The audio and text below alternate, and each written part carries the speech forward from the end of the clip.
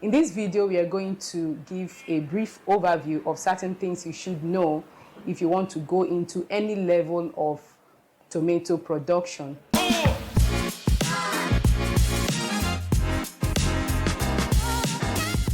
Hello, welcome to our channel. One beautiful thing about tomato production is that tomatoes are easy to grow. And of course, that is something that so many people don't know and so many people don't believe. But if you give it a try, you see that tomatoes are very easy to grow. And then another thing about tomato production is that tomatoes are vegetables that people widely enjoy. Especially if you're here with us in Nigeria, you discover that most of our dishes have tomatoes in them, one way or the other. So let's get into it. What are some of the things that you should know? Choosing the right tomato varieties. This is very important. In fact, one of the most important decisions you will take if you want to go into tomato production is what varieties of seeds am I going to use to grow my tomatoes. When you dive into it, you discover how important it is that you make the right choice when it comes to your tomato variety. As a matter of fact, the variety you choose to plant actually affects your production at the end of the day. So there are certain things you should know about the variety of tomato that you choose to plant. For instance, how good is this variety when it comes to resistance to diseases? How about the shelf life? How about productivity at the end of the season? And then the taste of the tomato. So these are questions that you should ask whoever your vendor is on the varieties. Know the characteristics of the seed that you are planting, because that is important. That will affect the farm, that will affect the garden, that will affect the production at the end of the day. So remember that I said that the variety is very important because it affects, the resistance of your plant to diseases. It affects the shelf life of your tomato when you have harvested. It also affects productivity and, of course, the taste of your tomatoes. And I'm sure you want to have sweet tomatoes from your garden. Preparing the soil. The soil is important in your garden. The soil is important in your farm. You don't carelessly go cultivate your vegetables. Actually, not just tomatoes, but any vegetables at all. The soil preparation is another very important stage. Basically, anybody knows that choosing the right soil helps the garden. Choosing the right soil helps your farm. The common soil that is used for gardening is the sandy, loamy soil. Because of the composition of this soil, it is able to, help most vegetables to thrive. And if you have such soil around you, well, kudos to you. If not, you just have to go find somewhere where you get a soil that will help your plants to thrive. The soil should be rich in organic matter. I know that we know this for anyone who has tried to grow vegetables and those who are new to it. Your soil should be rich in organic matter. What people around here usually do is that they use food waste to build the nutrients in the soil. So you could also try that around your house. Don't throw away those banana peels.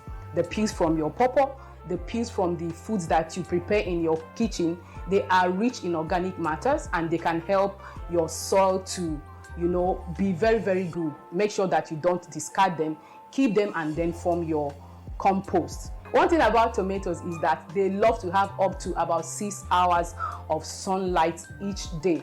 So when you are choosing your site and the soil, just ensure that it's in an area where it gets up to at least 6 hours of sunlight per day. Then ensure that whatsoever soil you are using is free of diseases. Make sure that you don't get your soil from an area where plants have suffered any form of diseases initially. If not, they can easily be transmitted to the new plants that you are growing in your farm or garden.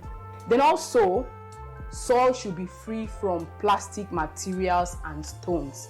Of course, this will inhibit the penetration of roots into the soil and affect, the growth of your plants. So make sure that you remove stones, you remove plastic particles and materials remove stumps so that the penetration of the roots will be easy for the plants. I think it's very important that I mentioned that you should grow your tomatoes in the nursery for about 35 days before you transplant. Please, this is very important and this is worthy of note.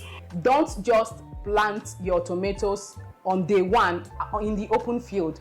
That will adversely affect how the tomatoes will thrive. If you want to know how to grow seeds in the nursery, please check our video on that. We are going to leave a link so that you can easily learn how to do that. So grow your tomatoes and give it the right conditions in the nursery before you take them to the open field.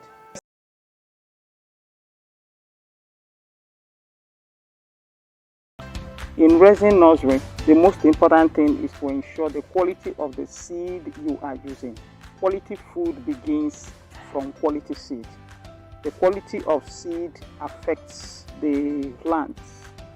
So you may need to raise nursery when you're planting small seeds like the seed of pepper, the seed of tomato, lettuce, cabbage, all those small seeds. You need to raise nursery. You cannot plant them direct. You may not get the best result. You can also raise nursery for cucumber. You can raise nursery for watermelon. But for pepper and tomato, you must raise nursery. So in raising nursery, you require a nursery tray. In modern farming, you require a nursery tray. You require your soil. There are different types of soil you can use. You can get humus soil. Ensure that there is some percentage of sandy soil in it. The only condition is that the soil should not retain water. So you put them inside the tray. You put them inside the tray. You can also do this with cocoa pits, which you can buy from any farmer's shop. You can buy cocoa pits. You can buy spotting soil. So today we are doing with soil from our farm. So this soil is collected from the part of farm that is not under regular use. Like, under a tree where we've not been farming before, to avoid diseases in the soil. If you get soil from a virgin land, it's usually safer, since most of the villages, they don't have a way of checking whether there is disease or no disease. So you fill up your nursery trays. If you cannot afford nursery trays, maybe you might use your nursery on the ground, maybe near a shed, under a tree or something. But now we are showing nursery tray. So when you fill up the nursery tray, you can just plant your seed direct. So the tray is ready.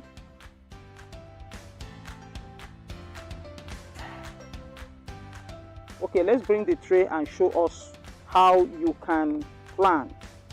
You can sow the ordinary seed directly. Remember that if you plant it directly like this, it will stay maybe a little longer before coming out.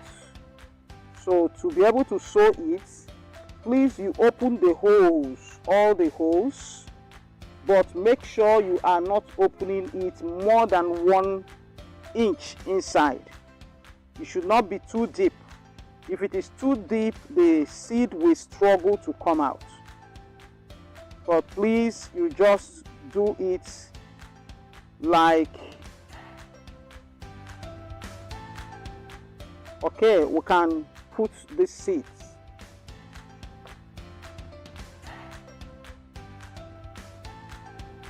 Okay, so you put the seeds one after the other. Carefully, you just need 1 seed per hole. You need 1 seed per hole.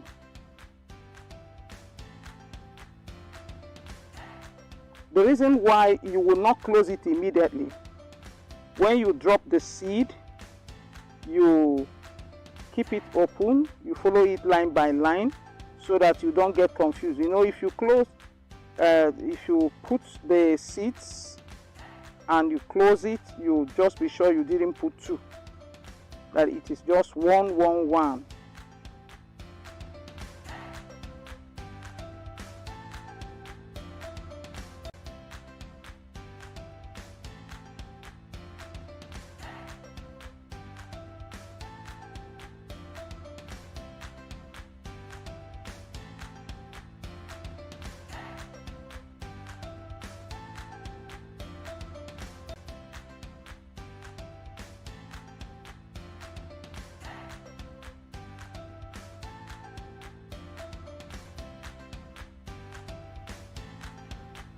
You see the reason why you don't need the soil that retains water.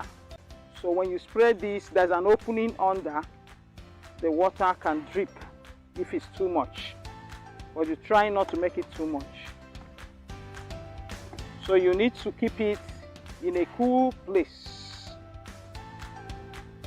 After planting, you take it to a cool place, not under the sun.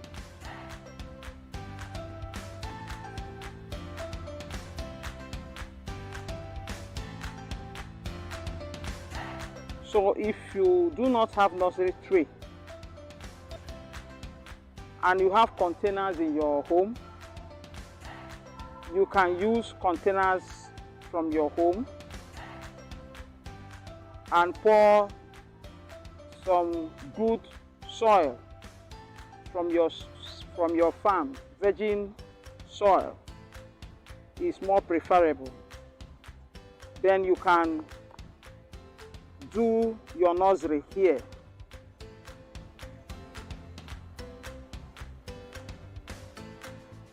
You can do your nursery here.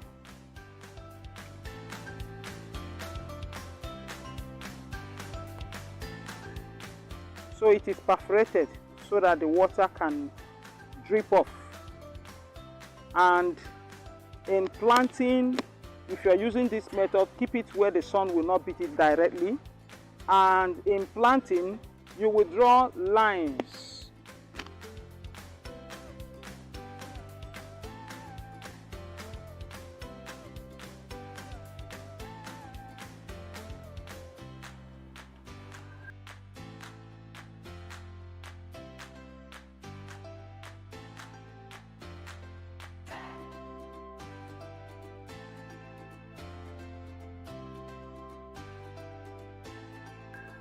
You can plant the seed, put it anywhere the two lines meet. That's where you put it.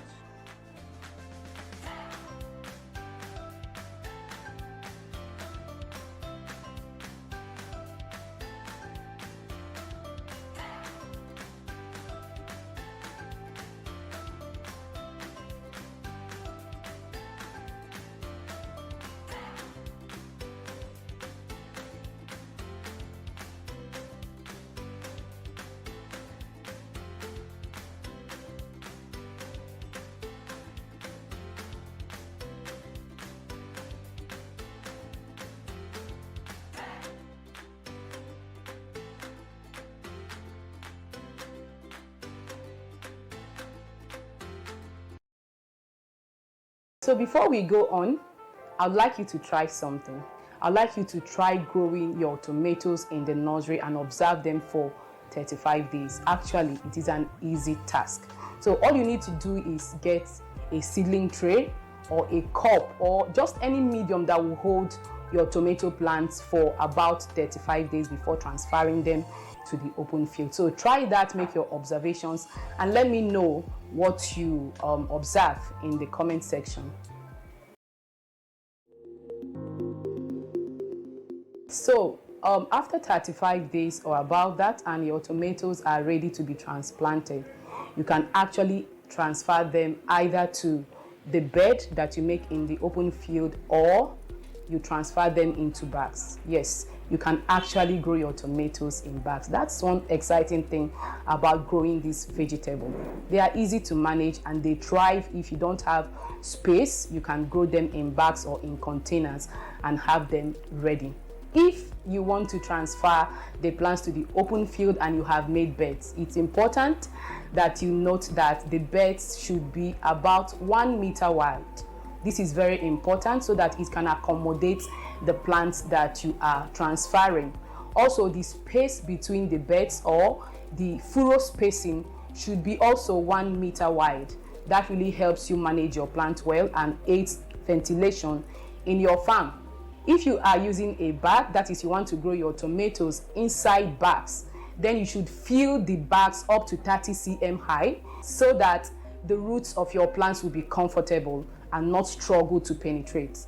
Then the mixture inside that bag should be about 70% of soil, very good rich soil, and 30% of compost.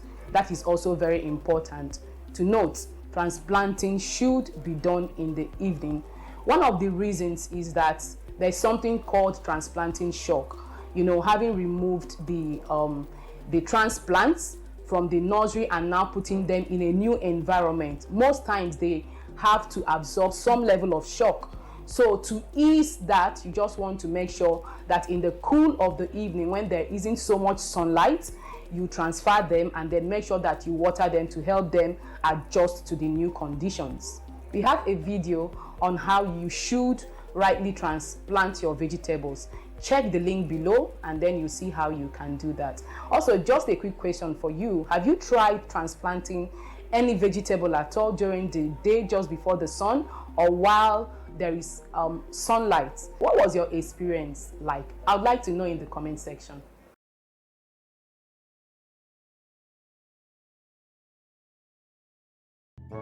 Okay, we want to transplant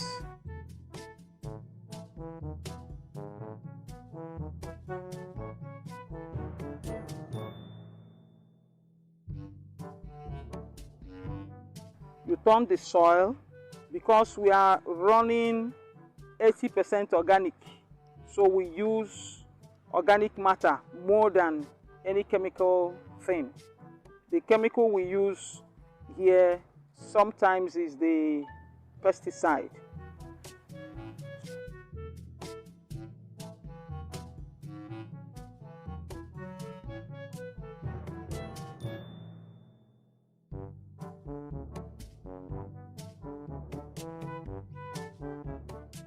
You notice something here.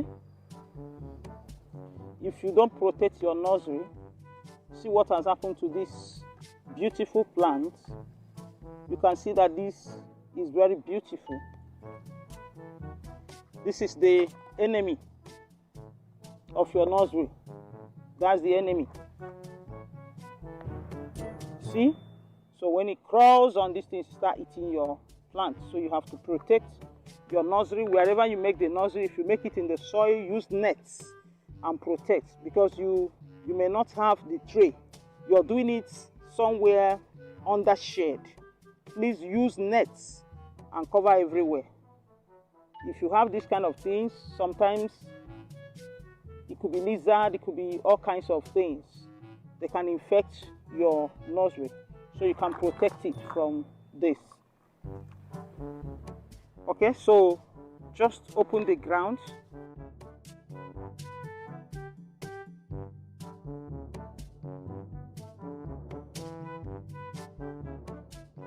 This time you're planting this thing, so you remove it.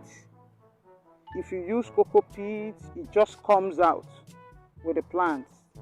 Then when you mix some soil, sand in it, you see that when you're bringing it out, it breaks. But it's not a problem. Whether you use soil or you're using any medium, it is not actually a problem, provided you're sure the quality of what you're doing.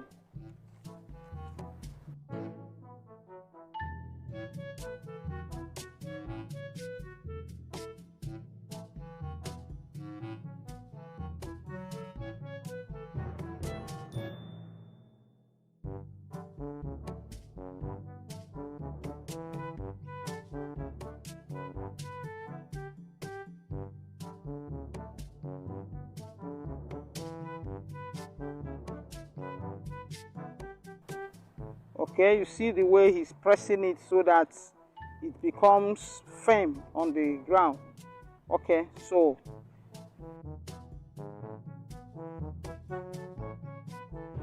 and this is green pepper. This is green pepper.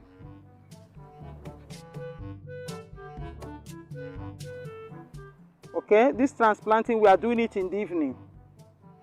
It's better done in the evening so that the sun does not increase the intensity, rather it's going down. If you do in the evening, before you know it, it's night.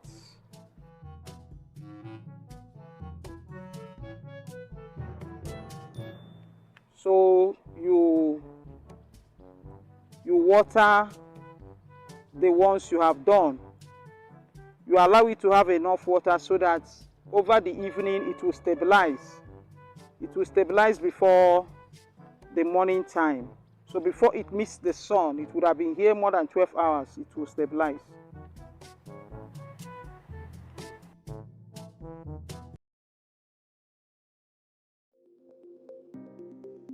Then on watering and maintenance of your farm or your garden, when it comes to watering, the plants need to be supplied water every single day, especially during the hot weathers, during the dry season.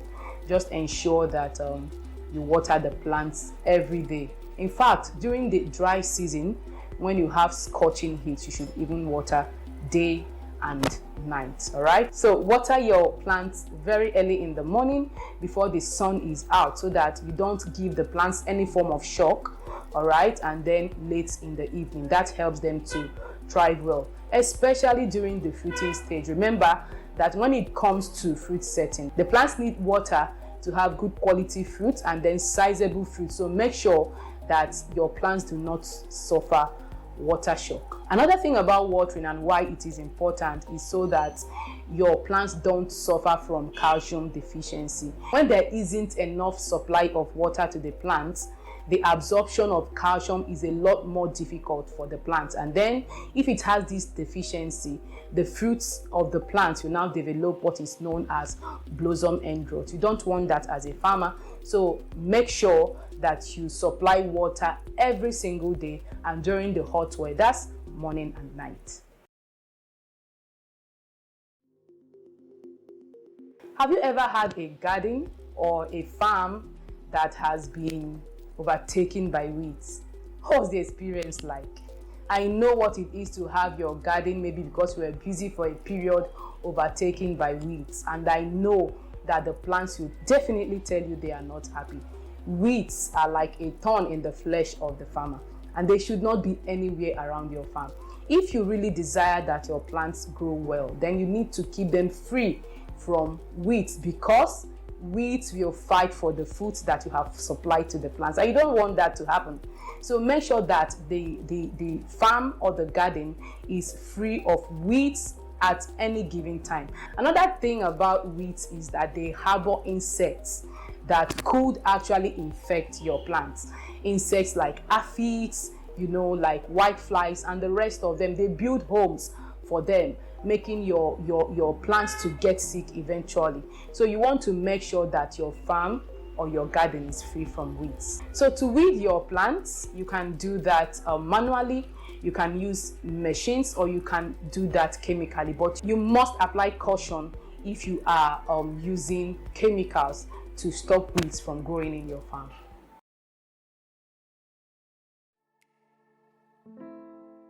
Another important step when it comes to maintaining your tomato farm or your tomato garden is staking. So staking is simply providing support, any form of support for the plants, so that they don't stay on the ground. There are some reasons you should do that, and staking is something you should actually do. When you stake, you prevent diseases from spreading in your farm or your garden, because you limit somehow the contact that the plants have with the soil. That actually inhibits the spread of diseases. And then again, it helps cross ventilation in your farm. It allows the plants to breathe.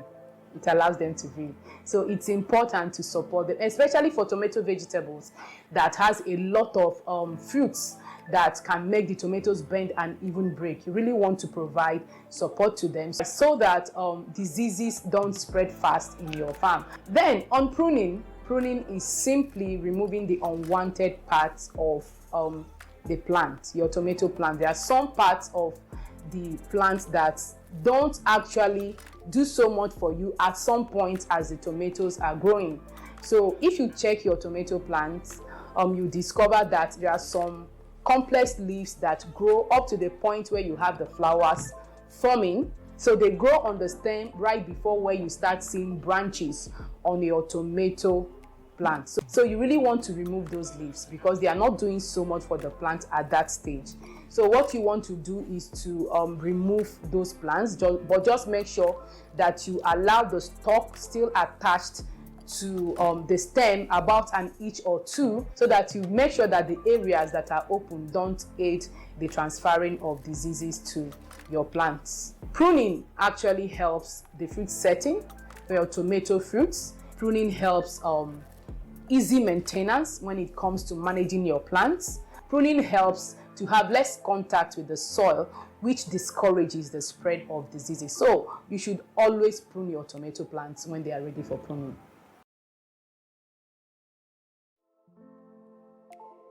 On supplying plant nutrients to your tomato plants. Tomatoes love compost. They love compost. You know, we had talked about compost, and that is using organic matter to supply nutrients to your plants. So you can use manure, either poultry droppings, cow dung, pig dung, or whatsoever organic matter will make the soil that is in your bag or in your field very, very rich. So you make sure that whatsoever nutrients you are supplying to your tomato plants have enough amount of nitrogen, potassium, phosphorus. Also, calcium is very important because the fruits actually tell easily when there is lack of calcium. Also, you can use some organic foliar fertilizers to supply some other trace elements that the tomato plants need to thrive well. Then also you can use chemical fertilizers, but then again with a lot of caution. Just make sure that these fertilizers supply nitrogen, phosphorus, and potassium to your tomato plants. And then for the micronutrients, also you have some of them, you know, supplying calcium, magnesium, and some other nutrients to these plants. You can actually easily purchase any of these fertilizers. Now on harvesting the tomatoes, and that is the time we are all waiting for, right? Remember, I said at the beginning of the video that one important factor to consider while you purchase your seed is the shelf life or whatsoever variety you are buying. So if you actually purchased tomato seeds that has fruits with long shelf life, then some of them can actually keep for some time, and that is just okay. But there is nothing like the taste of freshly harvested tomatoes. Oh, I love them. So it's important, if you're growing your tomatoes in your garden, harvest them the day you want to eat them, if that is possible for you. Have you noticed the difference in taste between freshly harvested tomato fruits and the ones that have stayed for up to a week or more? Tell me what you think about that. So you can also harvest your vegetables while they are unripe. That is basically if you want to sell, or maybe you're traveling for a while, or for some reason you can't harvest and use the same day or the day after. The best practice would be, if you're a home gardener, to harvest and use within the same period. So, but if for some reason you harvest them while they are still unripe, just make sure you keep them under room temperature until they are ripe and ready to use. So just a little challenge for you. Remember, I had given us a challenge on starting your nursery just today. So when they are ready for transplant, we'd like to see your progress. We'd like to see how far you are going. We'd like to take questions from you. So the challenge is to grow your tomatoes in some pots. 1, 2, 3, 4, 5, as many as you can. Just grow them in some pots and let's see your challenge. So I'd like to see your progress on our WhatsApp handle. So check the number that is showing on the screen right now. I'll be watching to see how far you're going. So I wish you all the best as you grow your tomato vegetables. Remember that we're always here to take your questions and to help you succeed at growing your vegetables. So thank you for joining us. Thank you for watching this video. See you in our next video.